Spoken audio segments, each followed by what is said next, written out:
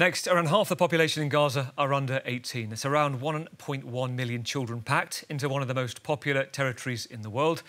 The majority are now categorised by the UN as displaced, alongside their families, staying in overcrowded shelters provided by the UN humanitarian agency or on the grounds of hospitals. The Hamas-run health authorities say at least 3,500 children have been killed and another 1,000 may be trapped, missing and presumed dead. For today's perspective, we're going to look at the work of a charity set up to help children and their families impacted by war or natural disasters. It's called INARA, the International Network for Aid, Relief and Assistance. It was set up by the former CNN correspondent Arwa Damon. She's in Istanbul and she's with us on the programme this morning. Well, let's start with the situation in Gaza right now, because I know one of the founders of your organisation is a doctor working at Al-Shifa Hospital and described a pretty horrendous situation there.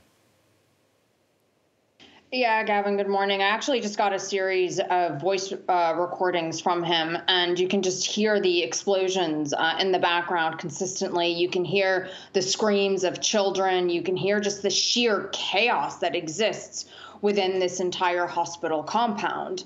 And of the many challenges that they're facing, of course, is this fuel shortage that is becoming increasingly dire. Now, Shifa does still have two smaller generators that they're able to run specifically to try to get electricity to power things like the ventilators, the suction machines that are needed for surgeries, but it's not going to last for very long. And he has been telling us stories of a child, for example, who had to undergo an amputation without sufficient anesthesia. We've been hearing from him about specific complex injuries that children are sustaining. For example, a little girl that looks like a shark took a bite out of her arm. This is a little girl who's going to need multiple surgeries over the course of years. We're hearing about children who have sustained burns on 50% of their body. And all of these children, and the adults as well, obviously, are being treated without sufficient medical supplies. For example, there is not enough morphine. So imagine undergoing this horrific injury, going through the pain of a surgery or a procedure, and then at the end you're given Panadol, which is basically Tylenol. And it's very, very difficult for a lot of us who are watching this, both from the journalism and humanitarian space, to really understand how it is that, first of all, Israel continues to insist that there is no humanitarian crisis in Gaza, and secondly, that Blinken is unable to secure the bare minimum from Israel, which is at the very least some sort of a humanitarian pause. I think also, just to hear your account and your colleague as well, in separating that, I guess, easy response, which is, well, these are Hamas health ministry figures and therefore we must take them with perhaps caution, to doctors inside the hospital, your colleague inside the hospital giving that story. And also to bear in mind that Al-Shifa Hospital, the main hospital in Gaza, is no safe haven. This is where the IDF, the Israeli Defense Force, allege the main Hamas command centre is underground in the tunnels beneath the hospital. That is correct. Look, and Shifa itself is a massive sort of sprawling compound, this huge medical complex. And yes, of course, we have heard those allegations from the IDF. And we have also heard from people, including those who are permanently stationed at Shifa, residents of Gaza who always work there, as well as foreign doctors who have gone in, that say that at the very least from their perspective, above ground, they have not seen any sort of Hamas activity in that area. I think the core issue, though, is irrespective of what is underground, the morality and legality of carrying out a strike on a hospital, knowing full well that around 50,000 people in total are sheltering on its compound or are the recipients of its medical services. You have people in ICU that cannot be moved. And this is why we're hearing all of these calls to not strike the compound, because unless some sort of safe passage can be secured, unless an alternative facility can somehow be found, then it's impossible. And carrying out a strike, fully knowing that that many civilians are at risk, many will tell you is a violation of the Geneva Convention. And it goes to sort of what is at the very core of this complex conflict when we get into the, well, who's responsible? And the Israelis are continuing to say, well, it's Hamas because it has its tunnels underneath these refugee camps, and it's the one that has, you know, these various infrastructure within the civilian population.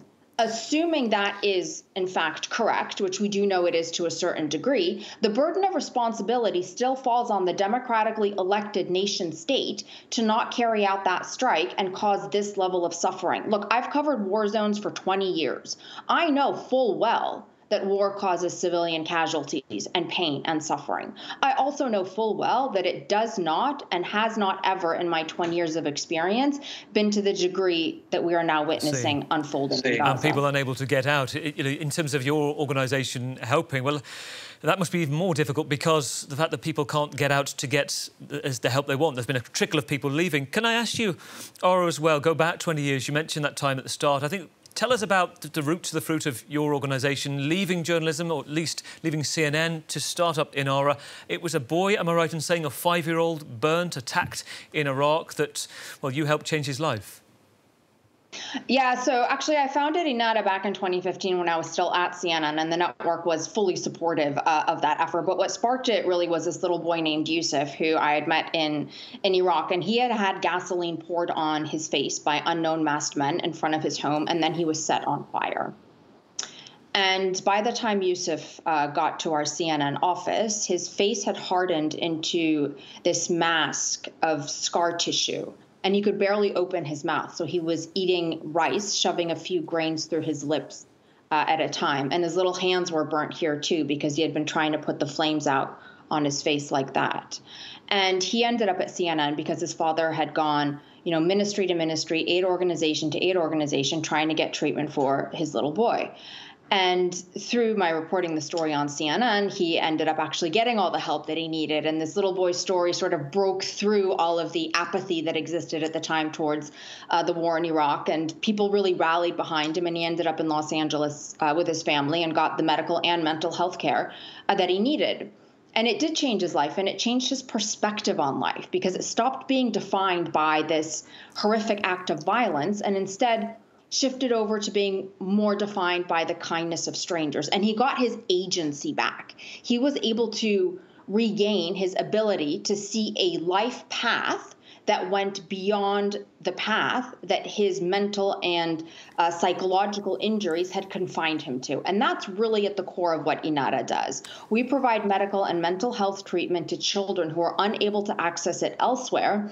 And we also stick with them throughout the whole course of the treatment. And I say that because what we see in war zones, what we're seeing in Gaza right now, these kids are not sustaining injuries that are going to be treatable with a one-off surgery. No, they're children. Their for life bodies as well, grow potentially, isn't and it? change. Yeah. It's multiple surgeries over years. No, it's a very, very good point and an incredible story about Yusuf you told as well. Just briefly, people watching, people listening to what's going on, feeling helpless, how many children are involved. Through your organisation, how can they help? Look, we're trying to raise actually $2 million. That's based on what Dr. Hassan, again, our doctor who's in Gaza right now, is estimating is going to be the cost to treat the number of injuries that we're seeing, keeping in mind, again, we do the long-term treatment. So we're with these kids for years. The extraordinarily difficult thing for us right now is obviously we can't get those kids out of the war zone, not just yet. And we can't get mental health teams in to even begin that program, aside from the fact that when you're still in the emergency, you really can't start treating these deep psychological wounds. We're very much in the planning for right now, but also trying to plan for the future, knowing the burden that's going to lie upon us. Yeah. And so, you know, if people are inclined to do so, you know, donations are great. Spreading the word is great. I do understand that feeling of helplessness. I felt it a lot myself. I also recognize that, you know, we're not going to be able to wave a magic wand and somehow miraculously cure every single child. But I've also seen what the impact of treatment does. And you know, it's a beautiful thing to witness, but when you are able to give that child agency back, you see the spark of life come back into their eyes. And so we just want to do that. Of course, as you clearly did with Yusuf, and it's been great to talk to you. We haven't got much more time, Arwa, but thank you, Arwa Damon, the former CNN journalist and also head of INARA.